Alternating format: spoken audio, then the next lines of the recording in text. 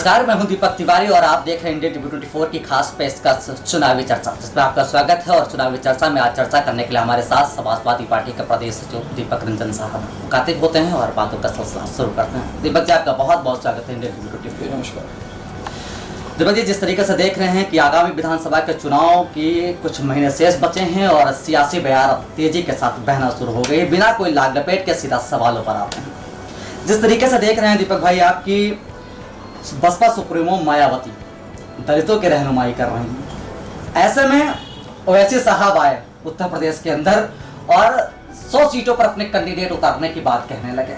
वहीं पर योगी जी ने उन्हें बड़ा नेता भी मान लिया है।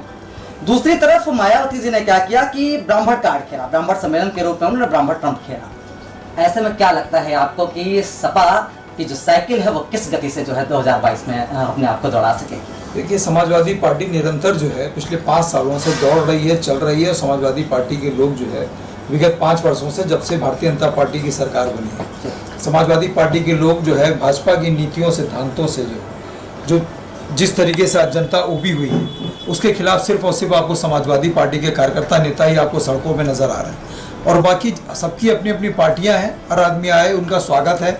लेकिन बंगाल में क्या हश्र हुआ आपने देखा। और आज की तारीख में उत्तर प्रदेश की जनता ने पूरी तरीके से मन बना लिया है समाजवादी पार्टी के राष्ट्रीय अध्यक्ष आदरणीय अखिलेश यादव जी को पुनः उत्तर प्रदेश का मुख्यमंत्री बनाने के लिए। और समाजवादी पार्टी देखिए सभी जाति सभी धर्म को लेकर के चलती है, किसी एक जाति एक धर्म को लेकर के नहीं चलती है, सबका सम्मान करती है। दलित हो, चाहे मुस्लिम हो, चाहे सिख हो, ईसाई हो, ब्राह्मण हो, कायस्थ हो, समाजवादी पार्टी सबको लेकर के आगे बढ़ती है। और समाजवादी पार्टी से विकास के रास्ते आगे बढ़ना चाहती है। और जो भी विकास के काम आपको दिख रहे हैं वो सिर्फ समाजवादी सरकार में किए हुए विकास के काम आपको दिख रहे होंगे आज की तारीख में। दीपक भाई, आपने बंगाल का जिक्र किया तो बंगाल से फिर मुझे एक चीज़ याद आ गई कि अभी अभी केरल में पंचायत के उपचुनाव जो है संपन्न हुए हैं, जिसमें एलडीएफ ने 8 सीटें और यूडीएफ ने जो है 7 सीटें जीती और भाजपा बिल्कुल सिमट गई 0 पर। क्या लगता है आपको कि जिस तरीके के परिणाम इस वक्त अब दिख रहे हैं बंगाल के बाद केरल का पंचायत उपचुनाव जिस तरीके से सामने आया, क्या लगता है कि 2022 में भाजपा की स्थिति क्या होगी जाकर के? देखिए, उत्तर प्रदेश में भी त्रिस्तरीय चुनाव जो है अभी संपन्न हुए। और जिस तरीके से समाजवादी पार्टी के जिला पंचायत सदस्य और बीडीसी सबसे ज़्यादा, क्योंकि जनता का चुनाव समाजवादी पार्टी जीती। ये जरूर सही है कि भारतीय जनता पार्टी ने शासन प्रशासन के दम पे, पुलिस और डीएम के दम पे जिस तरीके से अपने जिला पंचायत अध्यक्ष और अपने ब्लॉक प्रमुख बनाने का काम किया। लेकिन पूरा उत्तर प्रदेश ये जानता है कि समाजवादी पार्टी के साथ उत्तर प्रदेश की जनता पूरी तरीके से है। और आगामी आने वाले चुनाव में जनता और समाजवादी पार्टी से जुड़ रही है, समाजवादी के किए हुए कामों को याद कर रही है। और हम समझते हैं कि हमारे राष्ट्रीय अध्यक्ष जी ने 400 सीटें उन्होंने जीतने का कहा है कि समाजवादी पार्टी आगामी 2022 में 400 सीटें जीतेंगी। तो निश्चित रूप से हम लोग की जिम्मेदारी बड़ी है, हम लोग और ताकत से जुटेंगे। हमारे राष्ट्रीय अध्यक्ष जी ने कहा है तो हम लोग उनके उसको पूरा भी करने का काम करेंगे। दीपक भाई, आपको शायद वो एक वाकया याद होगा जिस दौरान देश के पूर्व प्रधानमंत्री मनमोहन सिंह की अगर बात करें तो एक बार वो लाल किले के प्राचीर से भाषण दे रहे थे तो बुलेट प्रूफ शीशे का प्रयोग करके तो उनका उपहास उड़ाया गया था। अभी के अगर हालात देख लिए जाए तो आगामी 15 अगस्त को मद्देनजर रखते हुए कि सरकार ने क्या किया है कि लाल किले को पूरी तरीके से कैद कर दिया, किलेबंदी कर दी, कंटेनर खड़े कर दी। क्या आपको लगता है कि ये किसानों को बदनाम करने की साजिश है या फिर आम जनता के गुस्से का उन्हें आकलन जो है अंदाजा होने लगा? क्या आपकी राय है इस पर? देखिए, चाहे प्रदेश की सरकार हो या केंद्र की सरकार, किसानों से इनका कोई वास्ता नहीं। पिछले 8-9 महीने से वो किसान जो धरती का सीना चीर करके अनाज उगाता है, वही अनाज चाहे देश के प्रधानमंत्री जी हो, चाहे हम हो, चाहे आप हो, चाहे पक्ष हो, चाहे विपक्ष हो, हर आदमी उन किसानों को द्वारा उपजित जो है वो अनाज जो उपजाते हैं वो वही अनाज खा रहा है। लेकिन आप देखिए जिस तरीके से वो 3 अपनी काले मांगों को लेकर के जिस तरीके से आंदोलन कर रहे हैं, अपनी जायज मांगों को लेकर के, कोई उनकी बात सुनने को तैयार नहीं है। और प्रधानमंत्री जी तो आप जानते हैं एक तरफा बात करते हैं। आपने हमेशा उन्होंने अपने मन की बात की, लेकिन उन्होंने कभी जनता के मन की बात सुनी? तो उन्होंने अपने आप को तो सेव कर लिया कि अब उनके मन में क्या है, क्या डर है, क्या भय है, वो क्यों किसानों को बुला करके क्यों नहीं उनसे बात कर रहे हैं। अगर किसान जो उनके ऊपर काला कानून थोपने का काम इस जालिम सरकार ने किया है तो उनको किसानों को बुला करके, अगर हमको वो कानून पसंद नहीं है, किसानों को कानून पसंद नहीं है, तो उद्योगपतियों के लिए ऐसे काले कानून क्यों बनाए जा रहे हैं? इसको तुरंत वापस लेना चाहिए। और हम समझते हैं कि किसान अगर खुशहाल होगा तभी हमारा देश खुशहाल होगा, क्योंकि हमारा हिंदुस्तान जो है वो कृषि प्रधान देश है। अगर किसान की आंखों में आंसू ये सरकार ले आएगी तो मैं समझता हूँ इस सरकार को एक दिन का 1 मिनट भी रहने का अधिकार नहीं है। इस वक्त बड़ा चर्चा का विषय है सर कि ब्राह्मणों को लेकर के जिस तरीके से चीज़ें हो रही हैं, एक सवाल फिर से दोहराऊंगा। जहाँ पर बसपा भी सम्मेलन कर रही है, वहीं पर समाजवादी पार्टी भी ब्राह्मणों को लेकर के इस वक्त काफ़ी प्रेम दिखा रही है। भाजपा के प्रति तो सवर्णों का प्रेम तो जाहिर सी बात है कि अगर देखा जाए सर, एक चीज़ बताएं, इस चीज़ को याद कर लिया जाए तो 2014 का जब चुनाव हुआ सर, तो मुझे जहाँ तक लगता है, इस पर आपकी क्या राय हम जानना चाहेंगे कि उस वक्त जब लहर को नहीं समझ पाया विपक्ष, और शायद उसी का परिणाम 2017 में देखने को मिला कि वो एक जो विकल्प साझा करना था एक साथ मिलकर के, वो नहीं कर सके थे। क्या आपको लगता है कि वो करना चाहिए था कि नहीं करना चाहिए था? देखिए 2017 में 2014 में उत्तर प्रदेश की जनता भारतीय जनता पार्टी के द्वारा किए हुए छल और बहकावे में आ गई, और जिसका परिणाम आज उत्तर प्रदेश की जनता पूरी तरीके से भुगत रही है, क्योंकि विकास के काम रुके हुए हैं, बेरोजगारी अपने चरम पे है, हमारी महिलाएं बहनों की असमत जिस तरीके से लूटी जा रही हैं। अभी आपने पंचायत चुनाव में देखा होगा किस तरीके से हमारी बहनों को जो उनको पर्चा नहीं दाखिल करते, उनको खींचा गया, उनके साथ मिसबिहेव किया गया।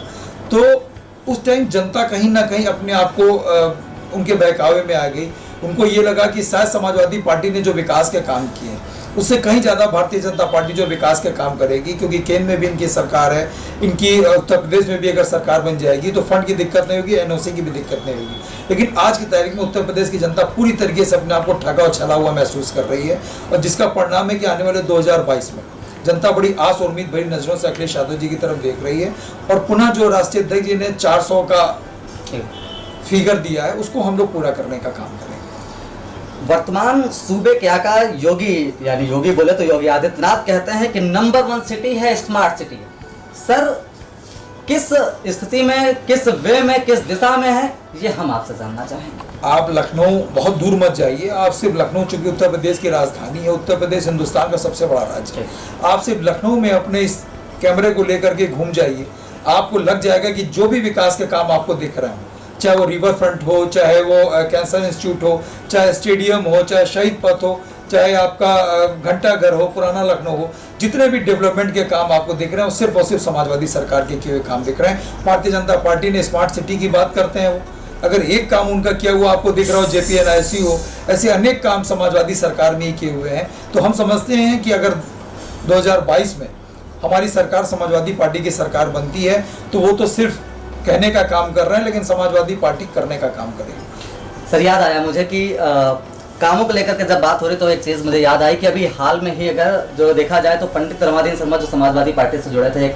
कुशल जो है मार्गदर्शक के रूप में रहे समाजवादी पार्टी के लिए, अखिलेश सरकार ने 2017 में उनके लिए बकेवर में एक अस्पताल का निर्माण करवाया था, और अखिलेश जी ने ही उस दौरान उसका लोकार्पण किया था। इसके बाद सत्ता में जो है BJP आई, उसके बाद सावित्री कठेरिया जो वहाँ की भाजपा विधायक है, उन्होंने उसका लोकार्पण किया, और चुनाव सर पर एक बार फिर जाकर के लोकार्पण किया। यानी कि काम किसी का होता है, उपलब्धियां जो है वर्तमान सरकार अपने सर पर लेती है। क्या कहेंगे? देखिए भारतीय जनता पार्टी का इतिहास उठा करके देख लीजिए, इन्होंने काम कुछ नहीं किया। जो समाजवादी सरकार में काम किए हुए थे, इवन हम लोगों ने शिलान्यास किया और उसका उद्घाटन भी किया।